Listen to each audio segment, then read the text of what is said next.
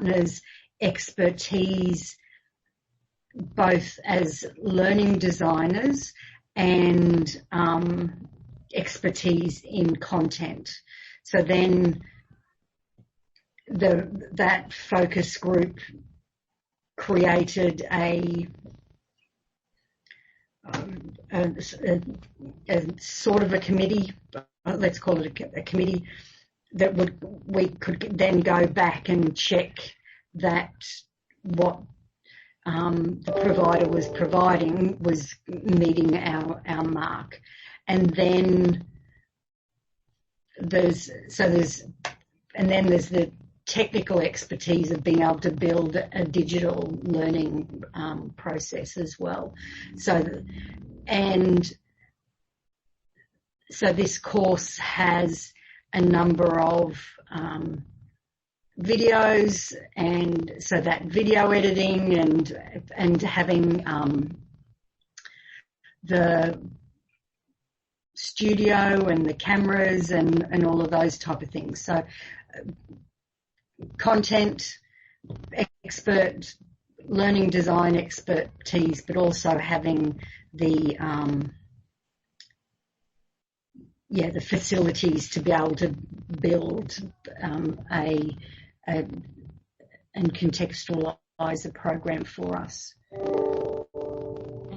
So you said that you've got quite high expectations in terms of content, also knowledge, and then learning design plus digital technology, digital learning technologies.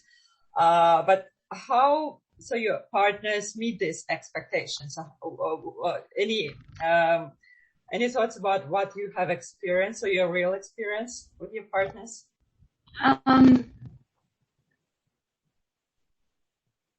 I think they met the expectations, but it took longer than what we would have liked. And was that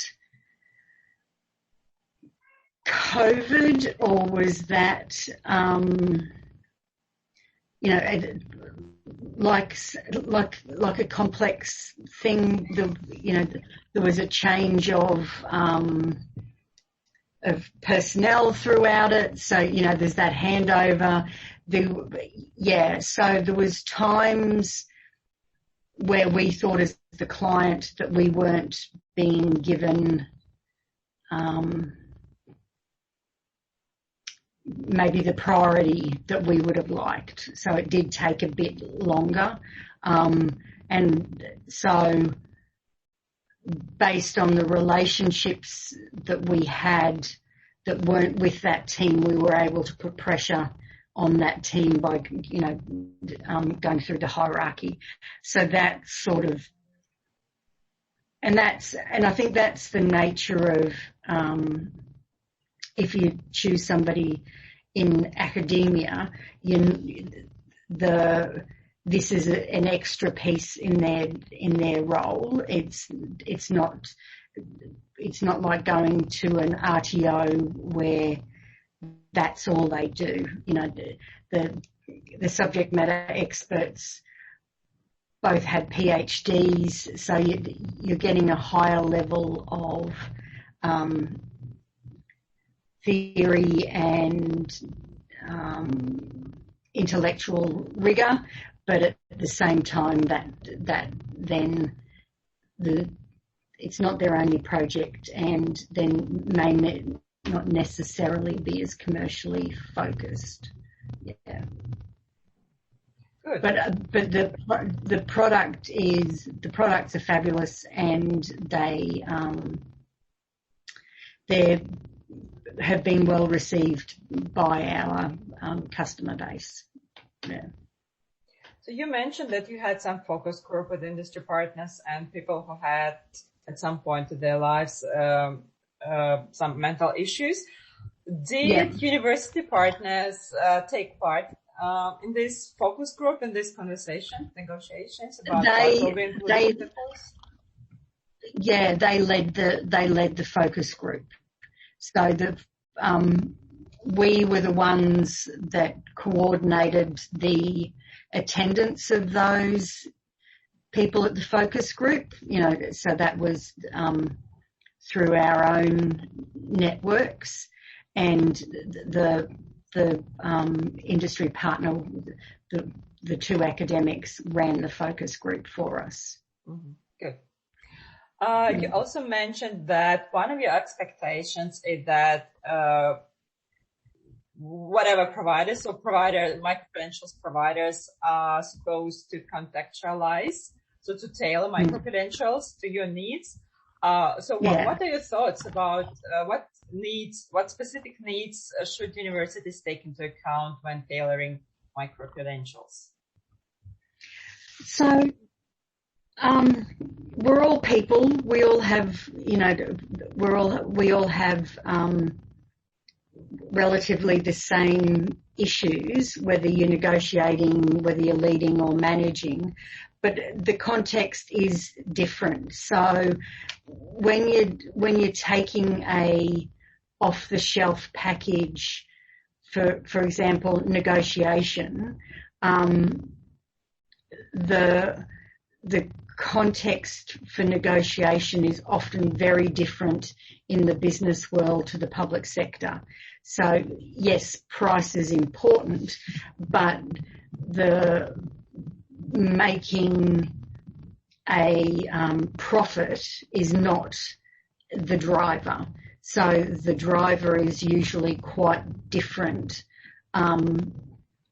in terms of getting good outcomes for the community or getting the best buy for the, again, so that you're not wasting taxpayers' money. So some of the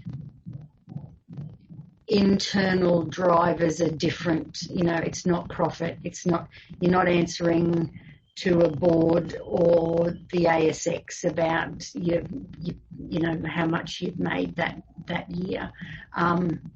You just have to answer to Parliament, which is just as tricky, but very different. So in contextualising, from a government perspective, that's what I expect, is that the idea of profit is not on the table. So that's it changes how things are done. And also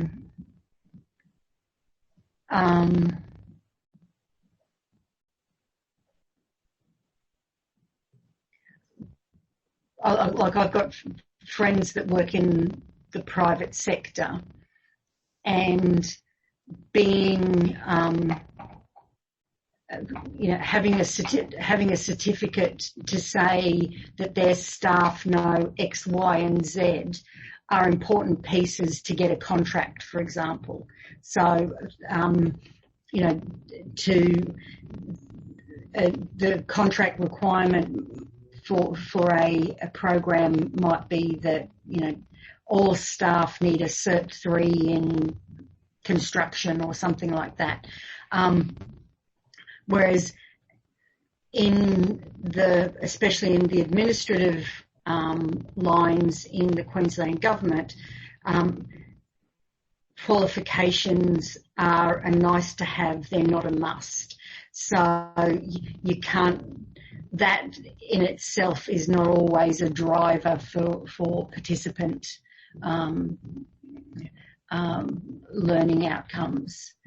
So that contextualised, so that there's sometimes a high emphasis put on the idea that, at the end of this, you can do an extra piece and you'll get a Cert 3 or a, one subject in an MBA or whatever.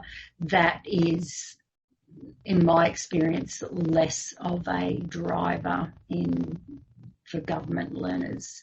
They're there because they want to learn it to do a better job to serve the community that they're serving. Yeah.